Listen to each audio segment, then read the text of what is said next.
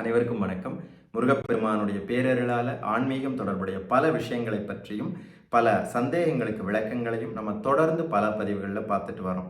அந்த வகையில் நம்ம இன்னைக்கு பார்க்க இருக்கிறது முருகப்பெருமான் பிறந்த தினமாக கருதப்படக்கூடிய வைகாசி மாதம் வரக்கூடிய விஷாக விரதத்தை பற்றி.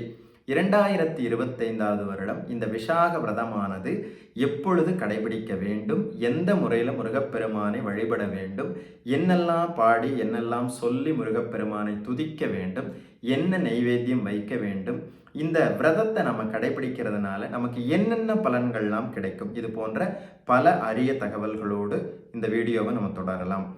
பெரும்பாலும் நம்ம அனைவருக்குமே தெரியும், விரதம் அப்படிங்கிறத நம்ம எப்படி தொடங்கணும், எப்படி அந்த விரதத்தை கடைபிடிக்கணும், எப்படி நிறைவு செய்யணும் அப்படிங்கிறது நம்ம அனைவருக்குமே பெரும்பாலும் தெரிந்திருக்கும். அது மட்டும் இல்லாமல் பல யூடியூப் சேனல்கள் அதை பற்றி சொல்லியிருப்பாங்க, நம்மளும் பல வீடியோக்களில் சொல்லியிருக்கோம். அதனால அதை பற்றி நம்ம பெருசாக பேச வேண்டிய அவசியம் இப்பொழுது கிடையாது. முதல்ல 2025வது வருடம் இந்த வைகாசி விஷாக விரதம் அப்படிங்கிறது எப்பொழுது வருகிறது, நம்ம எப்படி கடைபிடிக்கணும் அப்படிங்கிறத ஃபஸ்ட்டு பார்க்கலாம். முதல்ல திதி விரதமானாலும் சரி, நட்சத்திர விரதமானாலும் சரி, அந்த விரத நேரம் அப்படிங்கிறது அந்த திதி முழுமையாக, அந்த நட்சத்திரம் முழுமையாக கடைபிடித்தால்தான் முழு பலன்களும் கிடைக்கும்.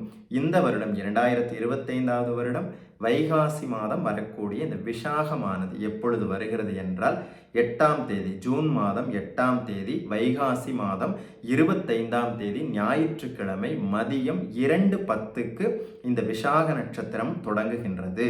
இந்த விஷாக நட்சத்திரம் அடுத்த நாள் ஜூன் மாதம் 9ஆம் தேதி, வைகாசி மாதம் 25ஆம் தேதி திங்கட்கிழமை மாலை 4:10 வரை இந்த நட்சத்திரம் இருக்கிறது.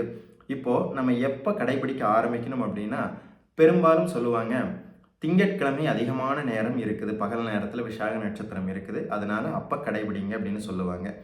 ஆனால் விஷாக நட்சத்திரமானது ஞாயிற்றுக்கிழமை மதியம் 2:10க்கே தொடங்கி விடுவதால் ஞாயிற்றுக்கிழமை ஒருவேளை உணவை எடுத்துக்கொண்டு 2:10க்கு மதியம் 2:10லிருந்தே 2:10க்கு முன்பாக குளித்துவிட்டு இந்த 2:10லிருந்தே விரதத்தை தொடங்க வேண்டும். அடுத்த நாள் மாலை 4:10 வரை இந்த விரதத்தை 4:40 வரை இந்த விரதத்தை கடைபிடித்து இந்த விரதத்தை நிறைவு செய்ய வேண்டும்.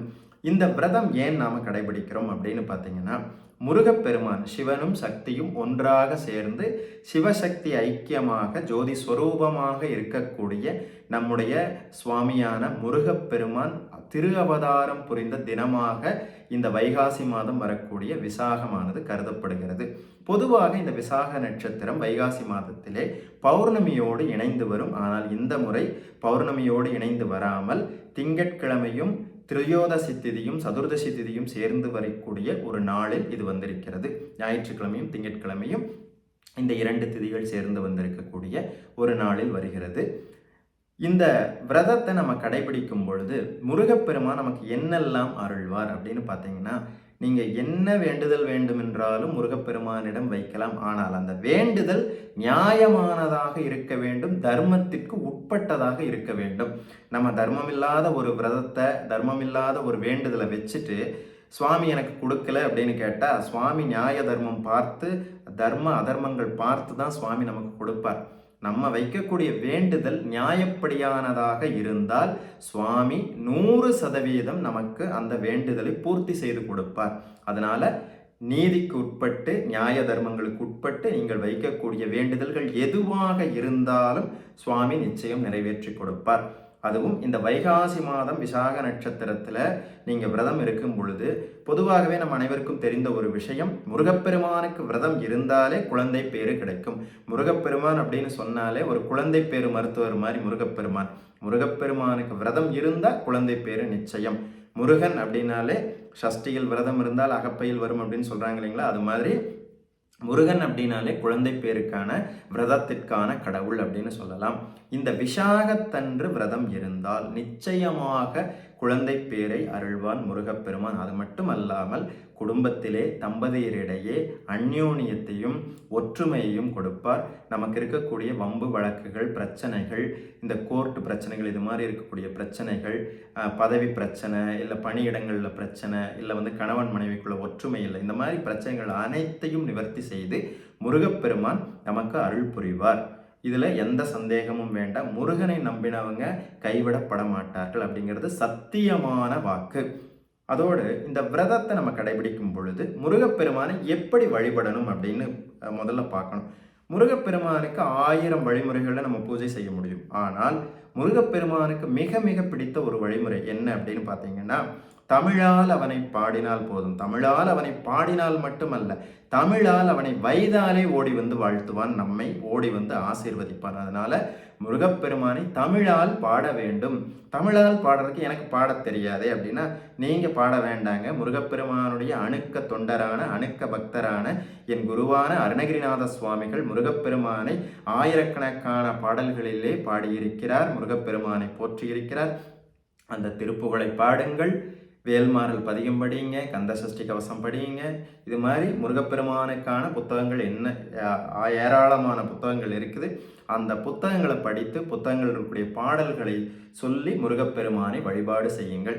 அப்போ அதே மாதிரி இன்னொரு விஷயம் என்ன அப்படின்னா, நெய்வேத்தியம் வைக்கிறது அப்படிங்கிறது ஒரு மிகப்பெரிய ஒரு கேள்வியாகவே நிறையா பேர் கேட்குறாங்க.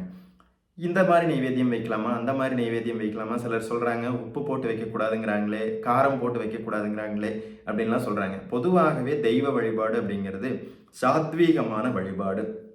இந்த வழிபாட்டில் நம்ம உப்பு காரத்தை தவிர்க்கிறது நல்லது. இனிப்பான நெய்வேத்தியங்கள் வைக்கிறது ரொம்ப சிறப்பு. இல்லை நான் அப்படியெல்லாம் வைக்க விரும்பலை, அல்லது இப்படியெல்லாம் வச்சாலே எங்கள் வீட்டில் எல்லாத்துக்குமே சுகர் இருக்குது, அதனால் நான் அந்த நெய்வேத்தியத்தை நாங்கள் சாப்பிடும்போது அது பிரச்சனை ஏற்படுத்தும், அதனால் நாங்கள் இனிப்பாக வைக்க விரும்பலை, இப்போ சுண்டல் வைக்கலான்னு விருப்பப்படுறோம், உப்பு போடலாம், காரம் போட்டு வைக்கலான்னு விருப்பப்படுறோம், தாராளமாக வைக்கலாம். நம்ம என்ன சாப்பிட்றோமோ அதை சுவாமிக்கு நெய்வேத்தியமாக நீங்கள் செய்வதில் எந்த தவறுமே கிடையாது. குறிப்பாக முருகப்பெருமானுடைய வழிபாட்டில் எப்பவும் நான் பலமுறை சொல்லியிருக்கேன், முருகப்பெருமானுடைய வழிபாட்டில் பஞ்சாமிரதம் அப்படிங்கிறதுக்கு முருகனுக்கு அபிஷேகமானாலும் சரி, நெய்வேத்தியமானாலும் சரி, பஞ்சாமிரதம் அப்படிங்கிறது கண்டிப்பாக முருகப்பெருமானுடைய வழிபாட்டில் இருக்க வேண்டும், இடம்பெற வேண்டும். அதோடு முடிந்தால் தேன் தினைமாவு வைத்து முருகனை வழிபடலாம், மற்ற பழங்கள் வைத்து வழிபடலாம் முருகப்பெருமானை. இப்போ மாம்பழம் பலாப்பழம் எல்லாம் சீசனில் இருக்கிறதுனால நீங்கள் அதெல்லாம் வச்சு சுவாமிக்கு நைவேத்தியம் பண்ணி வழிபடலாம். இல்லைங்க என்னால் எதுவுமே முடியல அப்படின்னா முடிந்தால் சர்க்கரை பொங்கலோ அல்லது பால் பழமோ வைத்து முருகனை வழிபடலாம். இல்லை எதுவுமே என்னால் முடியல அப்படின்னா வெறும் 2 பழங்கள், வாழைப்பழங்கள் கண்டிப்பாக நம்மளால் வாங்க முடியும், வாழைப்பழங்களை வைத்து கூட வழிபடலாம். உங்களால் எது முடியுமோ அதை கொடுத்து நீங்கள் வழிபட்டீங்கன்னா போதும், அதை வைத்து நைவேத்தியம் செய்தால் போதும், முருகன் நிச்சயம் அருள்வான். காய்ந்து போன நெல்லிக்கனிக்கு ஆதிசங்கர கனகதாரா ஸ்தோத்திரம் பாடி தங்க நெல்லிக்கனியே மழையே பொழிய வைத்தாராம். அது மாதிரி முருகப்பெருமானுக்கு நீங்கள் என்ன நைவேத்தியம் வைக்கிறீங்கன்னு முருகன் பார்க்க மாட்டார். நீங்கள் எவ்வளவு அன்போடு எவ்வளவு பக்தியோடு இருக்கிறீர்கள் அப்படின்னு தான் முருகப்பெருமான் பார்ப்பார். உங்களுக்கு வரமழை பொழிய அவர் தவறவே மாட்டார். அதனால் இந்த வைகாசி விசாக விரதத்தை தவற விடாதீங்க. உங்களுக்கு என்ன பிரச்சனைகள் இருந்தாலும் சரி, என்ன வேண்டுதல்கள் இருந்தாலும் சரி, நீங்கள் முருகப்பெருமானை விரதம் இருந்து வழிபடுகின்ற பொழுது நிச்சயமாக முருகன் உங்களுக்கு அருள்வார் அப்படிங்கிறதுல எந்தவித சந்தேகமும் வேண்டாம். அடித்து சொல்லுவேன், 100% சத்தியமான உண்மை. முருகனைப் போல அருளக்கூடிய தெய்வம் உலகிலேயே கிடையாது அப்படின்னு சொல்லலாம். அம்பிகைக்கு இணையாக அருளக்கூடிய தெய்வம் முருகப்பெருமான். அம்பிகையை போன்று யாரும் அருள முடியாது. ஆனால் அந்த அம்பிகைக்கு நிகராக அருளக்கூடிய தெய்வம் ஒருவர் இருக்கிறார். சோதனையே செய்யாமல் நமக்கு அத்தனையும் சாதனையாக செய்து தரக்கூடிய ஒரு சுவாமி இருக்கிறார் அப்படின்னா அது முருகப்பெருமானை தவிர வேறு யாரும் இல்லை. நிச்சயமாக அனைவரும் இந்த வைகாசி விசாக விரதத்தை கடைபிடித்து முருகப்பெருமானுடைய பேரருளை பெற வேண்டும் கேட்டுக்கிறேன். ஓம் சரவண பவ.